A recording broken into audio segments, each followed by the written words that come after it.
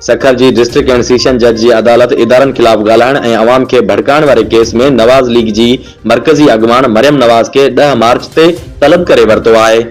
अदालत Maryam Nawaz SHO model town SSP Sukkur director FIA ऐं ॿियनि खे 10 मार्च ते तलब कयो आहे। वकील ज़हीर बाबर मूजिब मरियम नवाज़ पंहिंजी तक़रीरनि में इदारनि जी साख खे नुक़सान पहुचाए रही आहे। मरियम नवाज़ जजिस ऐं पाक फौज समेत मुख़्तलिफ़ इदारनि खे निशानो बणायो आहे। दरख्वास्त गुज़ार वकील मूजिब मरियम नवाज़ अवाम के इदारनि खिलाफ़ भड़काइण जी कोशिश कई आहे। अदालत मरियम नवाज़ के तलब कयो आहे।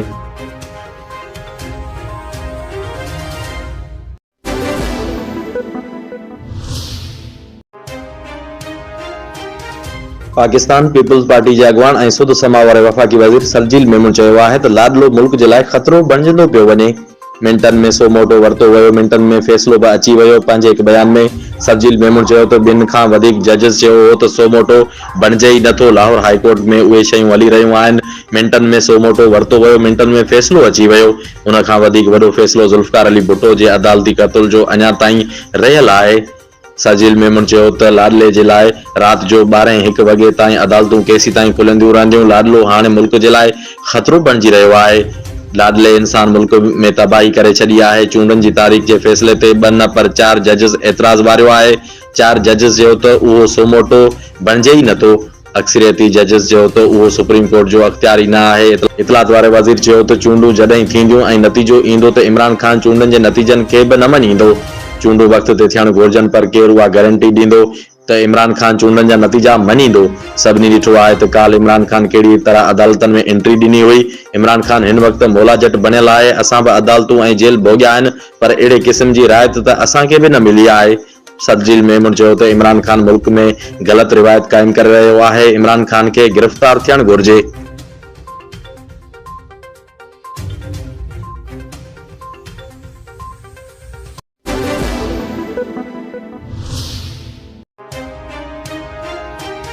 पाकिस्तान तहरीक इंसाफ पीटीआई जे चेयरमैन इमरान ख़ान जेल भरियो तारीख़ मुअत्तल ऐं चूंड मुहिम जी शुरूआत जो ऐलान करे छॾियो।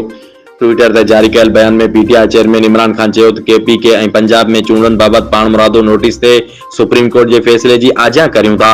आइन खे बहाल रखणु सुप्रीम कोर्ट जी ज़िम्मेवारी हुई, जंहिंखे उन्हनि अॼोके फ़ैसिले खां पोइ सुठे तरीक़े सां पूरो कयो आहे। इमरान ख़ान वधीक चयो त जेल भरियो तारीख़ खे हाणे मुअत्तल कंदे असां ख़ैबर पख्तूनख्वा ऐं पंजाब में चूंड मुहिम हलाईंदासीं। यादि रहे त पंजाब ऐं ख़ैबर पख्तूनख्वा में चूंडनि बाबति पाण मुरादो नोटिस केस में सुप्रीम कोर्ट फ़ैसिलो ॿुधाईंदे ॿिन्ही सूबनि में चूंडूं 90 ॾींहनि में कराइण जो हुकुम ॾेई छॾियो आहे।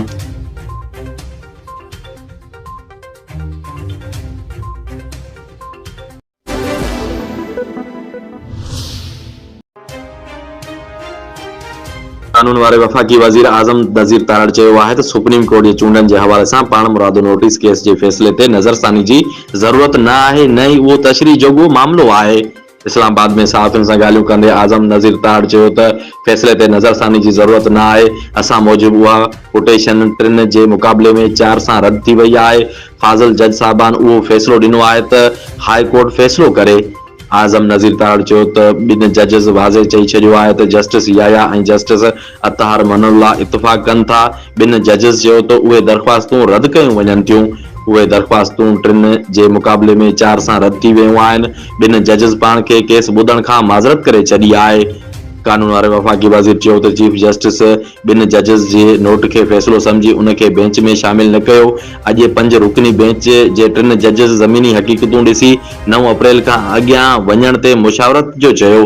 ॿिन्ही हाई कोर्ट्स में दरख़्वास्तूं अञा ताईं ॿुधणी हेठां आहिनि। फ़ैसिले जी तशरीह उते बि थी सघे थी जेका आइनी ऐं क़ानूनी ॻाल्हि आहे उहा ई थियणु घुरिजे। हिन फ़ैसिले में नज़रसानी वारी का बि ॻाल्हि नाहे। फ़ैसिलो चिटो हुजे त उन ते नज़रसानी न थींदी आहे। जेकॾहिं कंहिंखे बि इख़्तिलाफ़ हूंदो त उहो पाण वञी तशरीह कराईंदो।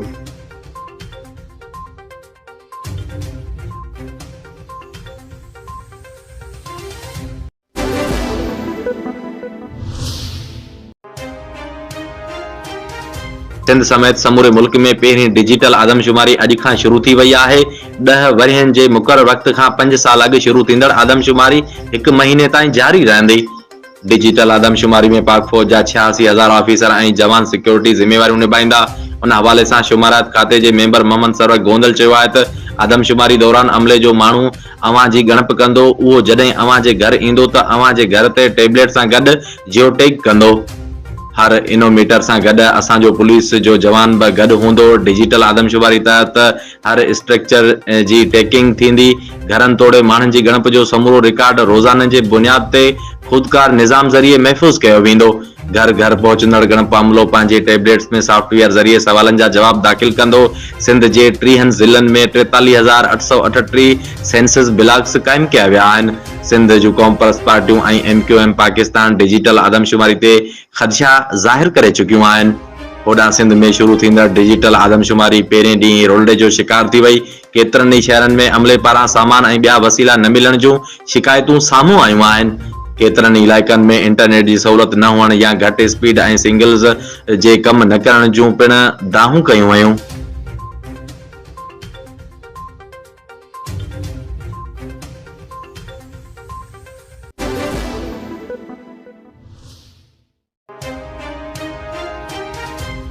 वफ़ाक़ी घरू वज़ीर राणा सनाउल्ला चयो आहे त अदालतुनि ते हमले जे केस में इमरान खान खे गिरफ़्तार करण जी कोशिश कंदासीं। इस्लामाबाद में प्रेस कॉन्फ्रेंस कंदे घरू वज़ीर राणा सनाउल्ला चयो त जेल भरियो तारीख़ में हीअ पाण शौक़ सां जेल में विया, हाणे अंदरि वींदड़ ॿाहिरि अचण जे लाइ मिनतूं करे रहिया आहिनि। हुन चयो त इमरान खान काल्ह साज़िश तहत माण्हुनि खे गॾु कयो ऐं तय थियल मंसूबे तहत अदालत मथां हमलो कयो। इस्लामाबाद हाई कोर्ट ऐं जुडिशियल कॉम्प्लेक्स ते हमलो बर्दाश्त करण जोॻो न आहे। कोशिश कंदासीं त इमरान खान खे अदालतनि मथां हमले जे केस में गिरफ़्तार करियूं। घरू वज़ीर चयो त इमरान खान जा नाज़ नखरा खयां विया। अदलिया खे अपील था करियूं त अवां इमरान खान खे रियायत ॾिनी, उन जा नखरा कया, उन खे वक़्तु ॾिनो। हाणे उन जो नतीजो उहो निकितो आहे जो उन में को बि इख़लाक़ न आहे ऐं न ई काई हुन में इंसानियत आहे।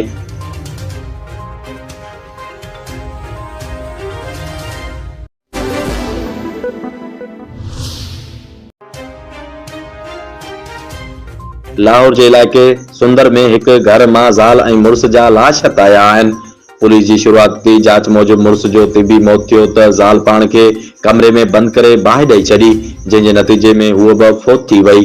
पुलिस जो चवणु आहे त दीपालपुर वासी 51 वरनि जो नज़ीर ऐं 46 वरनि जी नबीला महिनत मज़दूरीअ लाइ लाहौर आया हुआ ऐं लोहारान वाला कहू जे इलाइक़े में रहण लॻा। पाड़ेसिरनि मूजिबि नज़ीर अहमद सुबुह जो ओचितो लाॾाणो करे वियो, जंहिं ते संदसि घरवारी जज़्बाती थी पाण खे कमरे में बंदि करे बाहि ॾेई छॾी। पाड़े वारनि दर खोलियो त उहा बि फौत थी चुकी हुई।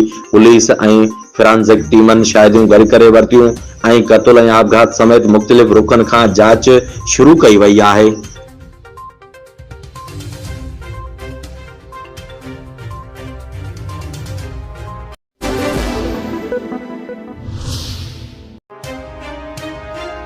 रोडी भरिसां टंडरो में सिंध एजुकेशन फाउंडेशन जे सहकार सां ॻोठ अलहाज नेक मोहम्मद छजड़ में IRC पारां नई जोड़ियल स्कूल जी इफ्तिताही तक़रीब मुनक़द कई वई, जंहिंमें सिंध एजुकेशन फाउंडेशन जे मैनेजिंग डायरेक्टर अब्दुल कबीर काज़ी महिमान ख़ासि तौर शिरकत कई ऐं स्कूल जो रबन कटे इफ्तिताह कयो ऐं दुआ घुरी। तक़रीब दौरान मैनेजिंग डायरेक्टर अब्दुल कबीर काज़ी पारां स्कूल जो मुआइनो कयो। सिंध एजुकेशन उन मौक़े ते सिंध एजुकेशन फाउंडेशन जे मैनेजिंग डायरेक्टर अब्दुल कबीर काज़ी मीडिया सां ॻाल्हाईंदे चयो त सिंध एजुकेशन फाउंडेशन जे सहकार सां हलंदड़ सभिनी स्कूलनि जे शागिर्दनि खे बहितरीन नमूने सां तालीम ॾिनी वञे थी ऐं सरकारी स्कूलनि जी बनिस्बत सिंध एजुकेशन फाउंडेशन जा स्कूल बहितर कम करे रहिया आहिनि, जॾहिं त स्कूलनि जो स्टाफ बि शागिर्दनि खे बहितरीन तरीक़े सां पढ़ाए रहिया आहिनि। हुन जो वधीक चवणु हो त सेफ जी DM मैडम नाहिद अख्तर तमामु बहितरीन कमु करे रही आहे। हुन ॾींहुं राति महिनत करे स्कूलनि खे बहितर खां बहितर बणाइण जी कोशिश कई आहे। खेनि जस हुजे।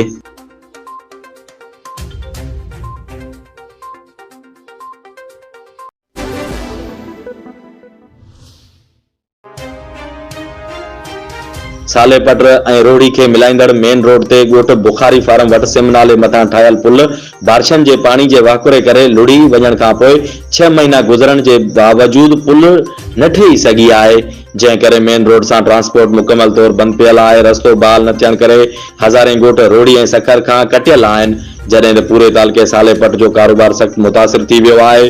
ज़रायत जे लिहाज़ सां तालुको साले पट सखर ज़िले खे वधि खां वधि रेवेन्यू ॾींदड़ तालुको आहे, जंहिंमें 17 काटन फैक्ट्रियूं ऐं ऑयल मिल्स कमु करे रहियूं आहिनि, जिन में फुटी कणिक सरें जो कारोबार कयो वेंदो आहे।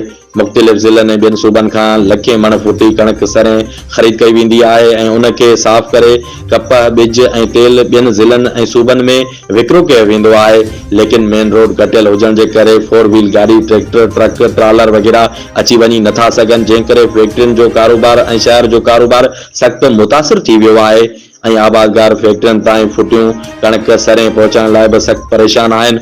साले पट में एमरजेंसी इलाज जी सहूलियत न हुजण करे मरीज़नि खे सखर जे अस्पतालनि तां खणी वञण बि ॾुखियो थी वियो आहे।